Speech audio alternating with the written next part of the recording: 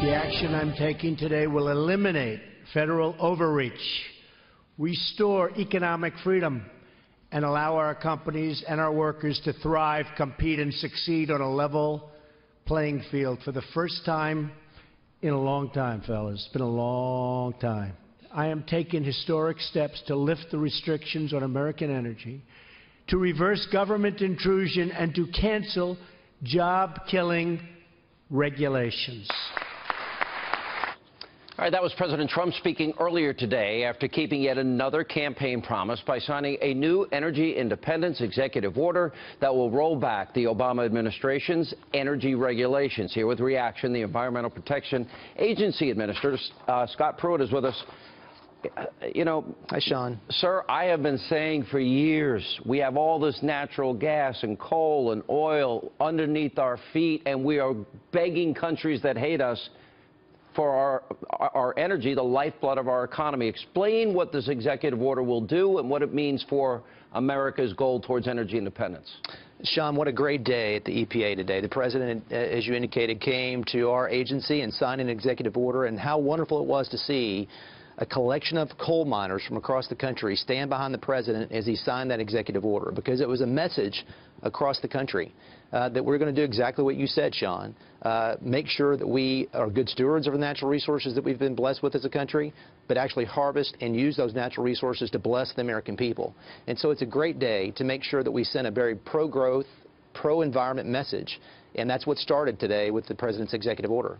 All right, let me, you know, it's very interesting because if you listen to the left, especially Al Gore, now this is the same Al Gore, sir, that I caught on a Gulfstream 3, which is one of the least energy efficient models of private aircraft in the sky. Then he'd get off with only 2 people, seats 15 or 16. He got off the plane into his private limo, so I guess he bought carbon offsets. But he recently suggested the civil war in Syria and Brexit are caused by climate change. How do you answer this insanity? Well, I mean, I think that's a key word, Sean. There's been a lack of common sense, a lack of sanity with respect to how we've done regulations in this country for the last several years. And, you know, until this past administration, the Environmental Protection Agency worked with states across the country to advance an environmental agenda that was about clean air and clean water, but it also understood that we didn't need to be antagonistic to economic growth and jobs. You know, since 1980, Sean, we've seen a 65% reduction in pollutants across this country, air pollutants, while at the same time growing an economy. So it was this past administration that made us put on jerseys. It was this past administration that said, if you're pro-environment, you're anti-energy. If you're pro-energy, you're anti-environment. The president is saying, we're going to reject that narrative. We're going to have a different path forward. We're going to be pro-growth and pro-jobs and pro-environment and get back to the core EPA originalism, if you will, Sean, the core mission of the agency. Advancing air quality, advancing water quality, but doing so with a sensitivity to creating jobs. Sir, many years ago, I was a contractor, and I bought an old Providence Gas Company van. It was the best $200 I ever spent in my life. It did have some body damage, but I fixed that myself. I was able to do it. It was a vehicle that had run, this is back in the early 80s, that used to be run on natural gas. And it runs cleaner, as I understand it, than, for example, gasoline. And we have more than the entire Middle East has oil combined. Do you see America maybe moving towards natural gas-run vehicles? How much would the average American save, and how many jobs would be created? I think that's happening. We're in the process of that technological revolution, if you will, Sean. You know, what the president did today that I think was very key is he declared an end to the war on coal. He declared an end to the war on fossil fuels. He recognized that we've been blessed as a nation with natural gas, oil, coal, renewables, nuclear, and the rest.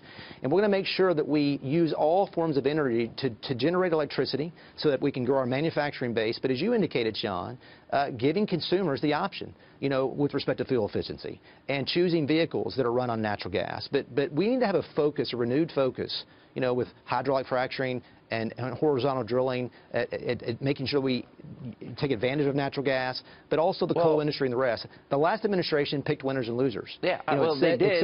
And how many millions of jobs will be created, do you think, if we go with this all-the-above strategy? Because energy is the lifeblood of any economy. How many years would it take America to become fully energy independent? And how many jobs would be created if we keep clean coal and natural gas and drilling and maybe even nuclear at some point? And by the way, new developments and new technologies that emerge as well.